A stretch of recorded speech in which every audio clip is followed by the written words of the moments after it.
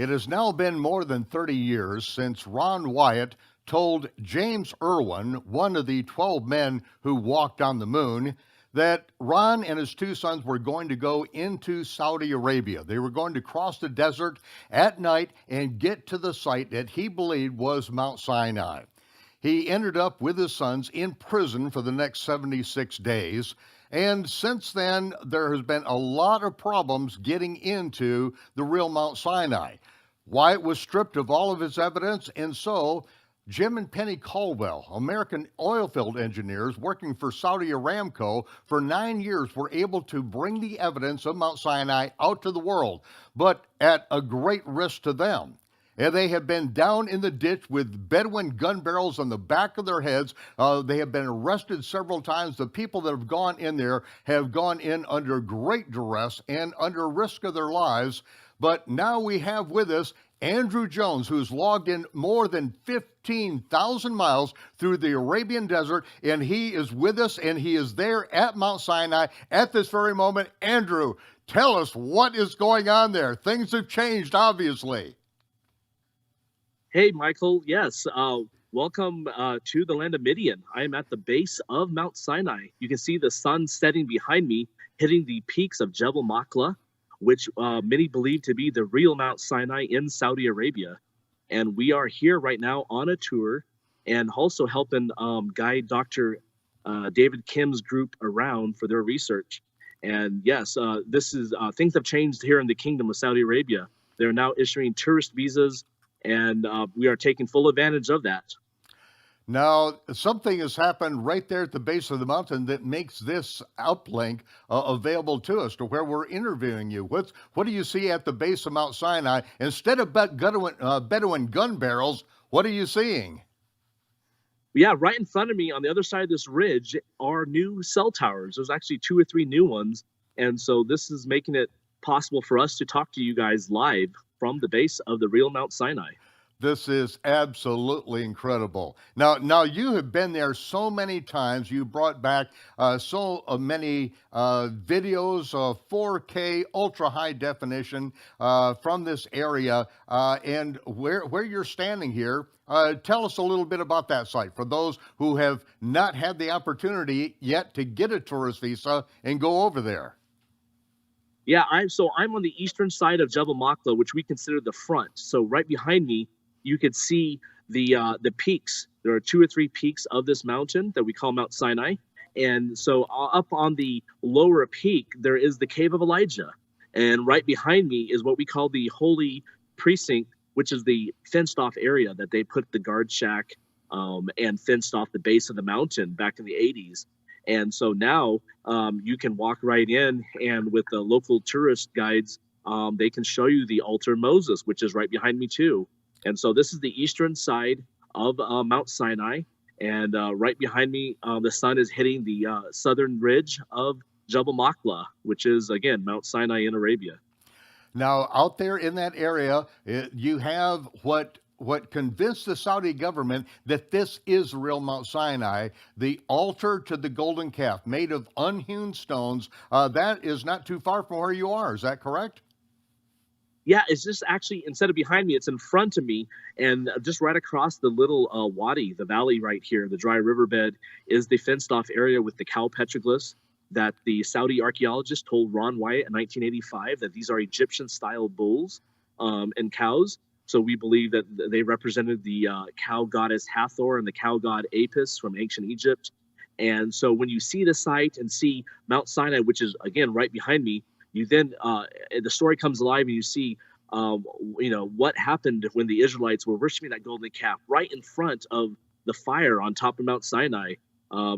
Crazy story, but, it happened, and you can imagine your mind now by seeing these actual sites, how the event took place.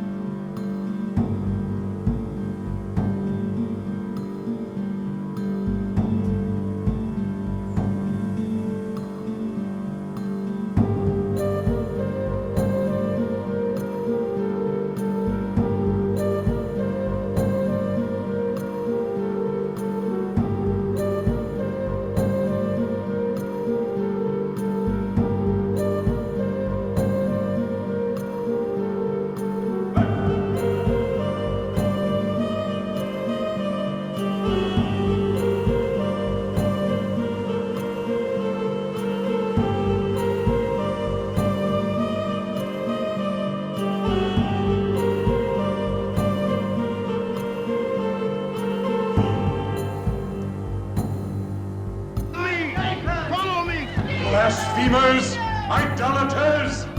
For this you shall drink bitter waters. God has set before you this day his laws of life and good and death and evil.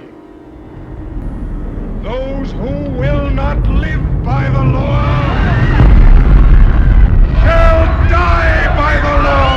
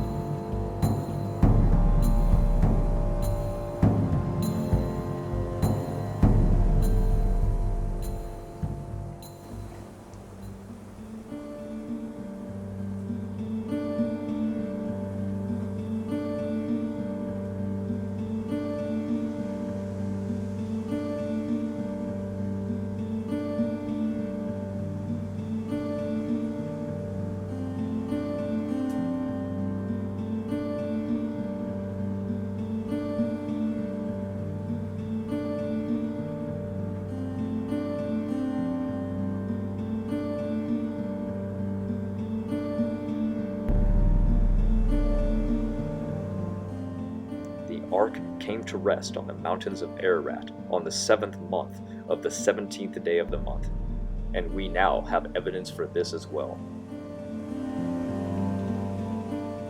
We have discovered two amazing things.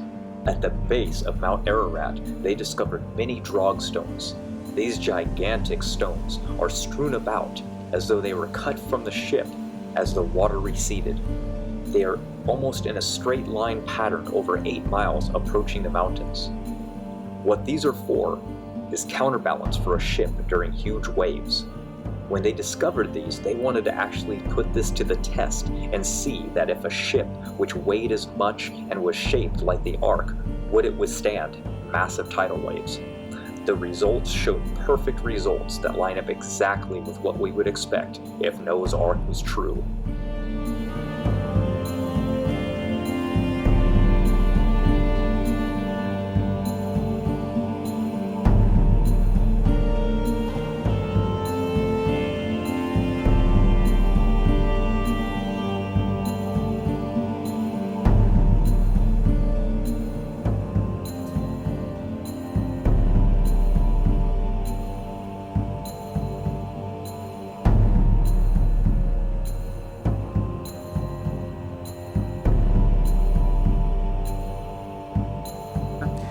As the ship would roll and pitch, this would swing back and forth and up a little bit as the ship would pitch and roll, similar to a shock absorber in your car.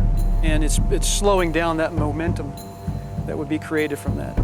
So quite amazing that Noah's Ark would use that kind of technology. The next amazing find is they found the cover that Noah placed over the ark. As far as we know, there's nothing else like this anywhere. Nobody's ever.